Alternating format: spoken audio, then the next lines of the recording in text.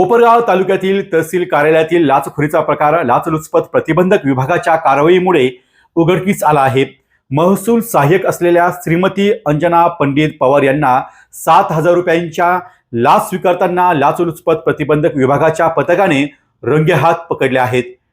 मिळालेल्या माहितीनुसार तक्रारदाराचे वारस हक्काचे एक प्रकरण कोपरगाव तहसील कार्यालयात प्रलंबित होते। या प्रकरणातील आवश्यक नोंद मंजूर करून देण्यासाठी महसूल सहाय्यक अंजना पवार यांनी 7,000 रुपयांच्या लाचेची मागणी केली होती। लाच देण्याची इच्छा नसल्याने तक्रारदाराने तातडीने लाचलुचपत प्रतिबंधक विभाग अहिल्यानगर यांच्याकडे धाव घेऊन तक्रार नोंदवली। तक्रार प्राप्त होताच विभागाने तक्रारीची शहानिशा केली आणि सोमवारी कोपरगाव तहसील कार्यालयात सापळा रचला। ठरल्याप्रमाणे तक्रारदाराकडून 7,000 रुपये स्वीकारताच दबा धरून बसलेल्या एसीबीच्या पथकाने अंजना पवार यांना रंगेहात पकडले। या अचानक पडलेल्या छाप्यामुळे तहसील कार्यालयातील इतर कर्मचाऱ्यांची मोठी धावपळ उडाली होती।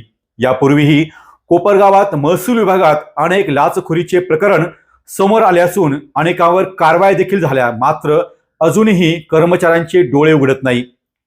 या प्रकरणी कोपरगाव शहर पोलीस ठाण्यामध्ये भ्रष्टाचार प्रतिबंधक अधिनियम 1988 अंतर्गत गुन्हा दाखल करण्याची प्रक्रिया रात्री उशिरापर्यंत सुरू होती।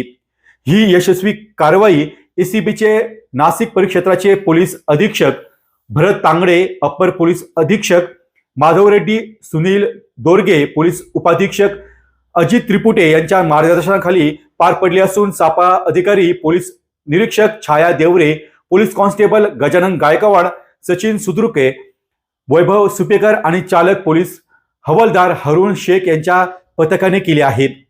शासकीय कामासाठी कोणीही लाचेची मागणी केल्यास नागरिकांनी न घाबरता लाचलुचपत प्रतिबंधक विभागाशी संपर्क साधावा असे आवाहन लाचलुचपत प्रतिबंधक विभागाच्या वतीने करण्यात आले आहे। डी न्यूज वृत्तवाहिनी सामाजिक, शैक्षणिक, राजकीय, धार्मिक, सहकार, सांस्कृतिक, कृषी या सर्व चालू घडामोडींचा वेध घेणारी वृत्तवाहिनी डी न्यूज वृत्तवाहिनी, वेध वर्तमानाचा।